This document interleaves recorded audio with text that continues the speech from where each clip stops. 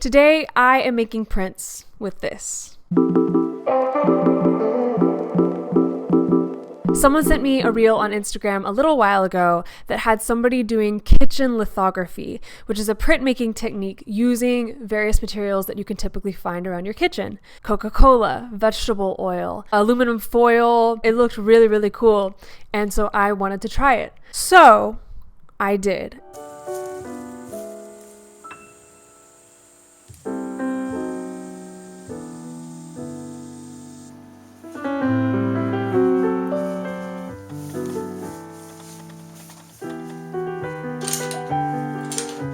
This video is sponsored by Ana Luisa. It shouldn't come as a surprise at this point. They are my favorite jewelry company, and I am today showcasing some of my newest earrings from them. I very much love them. They're very elegant. They're very pretty. I've been wearing them a lot. I wear Ana Luisa jewelry every day because they have some of my favorite basic pieces, especially since I pierced my ears. Like now I just wear earrings all the time, and they have these really, really nice simple hoops that I wear every day, mini like little huggy hoops. Ana Luisa is super committed to being environmentally friendly, so they always use super reusable packaging, like really cute little cloth packages. During 2022, they actually took time to track their greenhouse gas emissions, and they used those results to evaluate their processes and are climate neutral certified, which is pretty cool, and I feel good supporting a company that is conscious about that. They have super good quality products. They actually test every single piece, strength testing and humidity testing, and long-lasting, tarnish-resistant pieces of jewelry. I can say for myself, I've had many of my pieces for several years now, and they shine just like the day I got them. They ship anywhere in the US for free, which is super awesome. And they also offer exchanges, and they have a 2-year warranty on all their products. They also have reasonable prices, with prices starting at $39. And if you want to get an even cheaper price, you can use my code thatoneartist20. It's in the description to get an extra 20% off your purchase. So I will continue to enjoy my girl with the pearl earring era, and you should go click on that link in the description if you are looking for some good jewelry to add to your collection. The sun is showing up, and it's kind of making me look like I got a halo around my head, which is great, but also not great for lighting. Should I just fly with it? I'm gonna close the blinds anyway, though. Bye, sun. Okay, I think that helped a little bit. I'm still glowing a little bit, but can't help that. Okay, so yeah, we are gonna get into the video, and I'm gonna show you all the steps I took and all the errors I made in this process, what I learned along the way, and hopefully make a really, really nice piece of work at the end with all the skill that I learned while trying to do this. So let's get into it.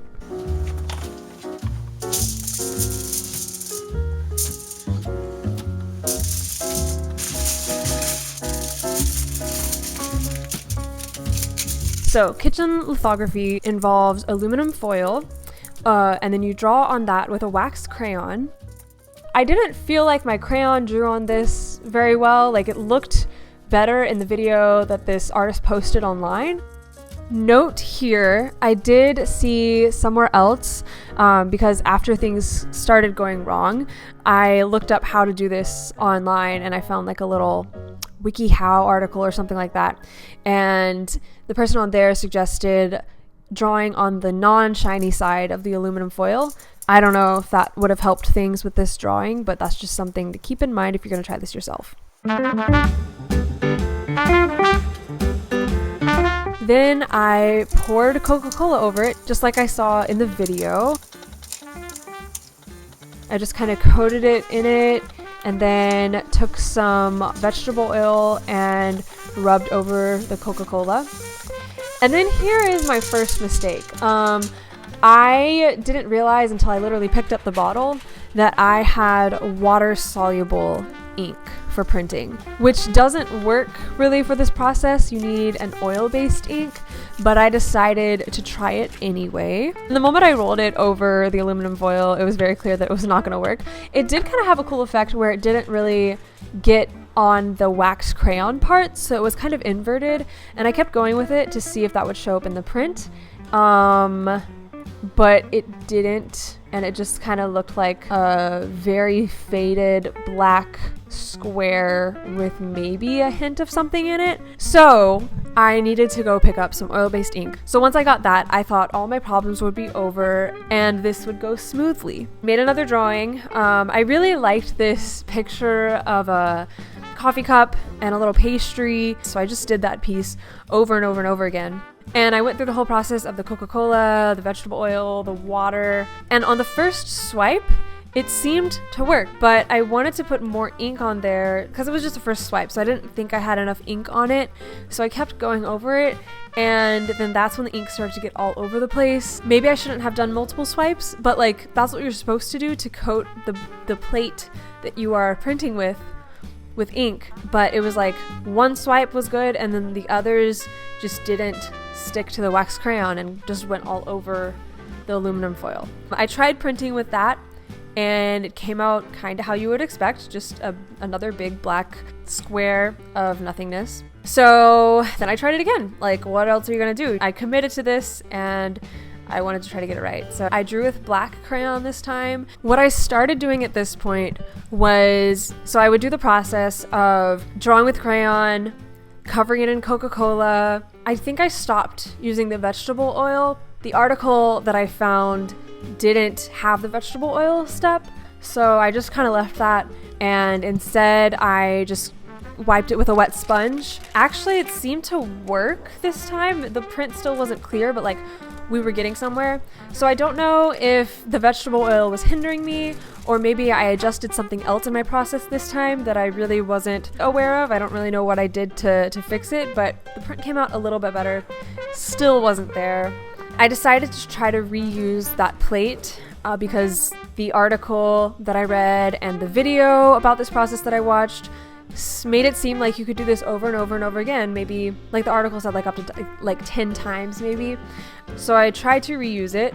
I wiped it with water and then I rubbed ink over it again, and kind of unsurprisingly at this point, the ink did not stay on the drawing. Maybe I should have soaked it in Coke again, but I don't think that wasn't in the article. So I'm just trying to follow the steps here. Then I decided to do a little experimental piece. Instead of spending all that work drawing with crayon over and over again, I decided to just do some scribbles.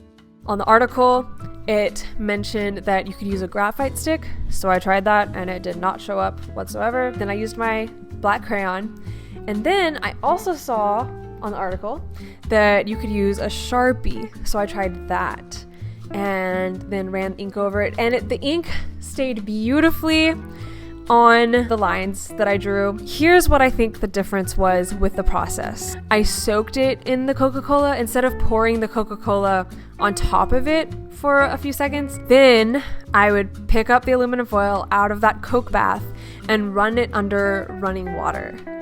And then I would bring it back to my table and swipe ink over it, and that seemed to work. So I decided to continue on with the Sharpie because that seemed to be working the best. I love the texture of the crayon and how that looks on the paper, but the Sharpie just gave me much cleaner lines, and I think it might have given the ink something better to stick to somehow. Listen, I should look more into like science, the science part of art, and the chemical makeup of the mediums I use, but I don't do that. If you're wanting to know the science behind this and why certain things I did didn't work versus why certain things did work, ask someone else.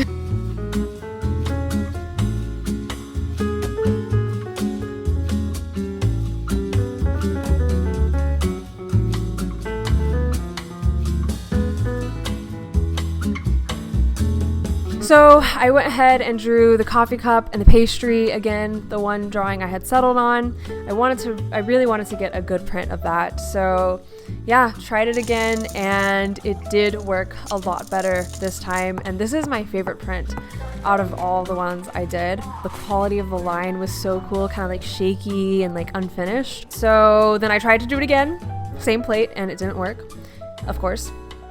Then I went on to a different drawing.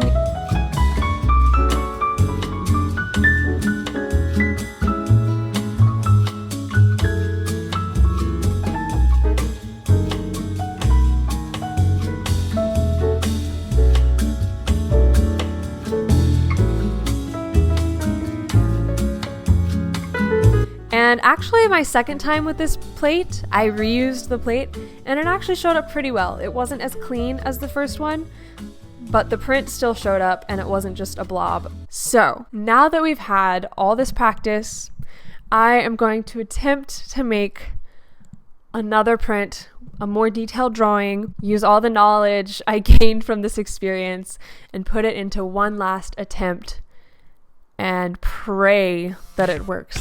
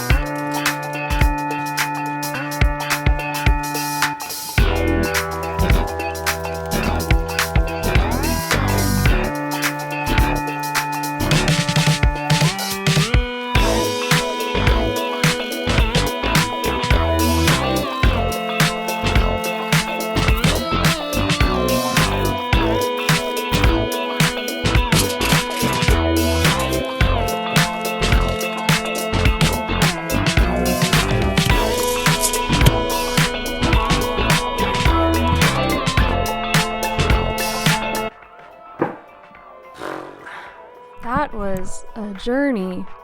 I said I was only gonna make one more and I ended up making 3 more. I didn't quite get the big ending I was hoping for, like the big piece that was like, yes, this is it. I didn't have the ending where everything just magically started working, and I'm okay with that actually. I got some cool stuff out of this. None of these prints are perfect, and that's what makes a lot of them really cool. There's a lot of bad ones. There's a lot of ones that are just absolutely nothing, but there are some other really cool ones that, you know, I wouldn't have had if I hadn't tried this, and now I still have that knowledge for next time. I continuously can't seem to get a second print out of the plate, or at least a good clean second print. I don't really know what the secret there is. I've tried washing it in water again, like letting water run over it. I've tried rubbing it with a sponge. I've tried rubbing it with more water. I've tried rubbing it with less water. I've tried soaking it in the COCA-COLA again and then running it underwater. I've tried a lot, and it still just doesn't seem to quite be working for me. Also, as you saw, I made the common beginner's mistake of drawing, like writing words in the way that I see the words and not remembering that you need to write backwards for a print like this. But yes, it has been a journey, and it's been fun. I would do it again. I don't regret it. I hope that if you try this, you have maybe a more successful time than I did. But maybe, again, maybe you don't want that. Maybe the process, the mistakes teach more than the successes do. With that being said, hope you guys enjoyed this video. Hope you found it entertaining and inspiring and motivating. Thanks for watching. Don't forget to check out Ana Luisa, check out their really cute pearl earrings or whatever other jewelry piques your interest on their website. Again, my code is thatoneartist20 for 20% off. Go click the link in the description to get to their website. And thank you, Ana Luisa, for sponsoring me. I'll be back with another video sometime soon. Bye.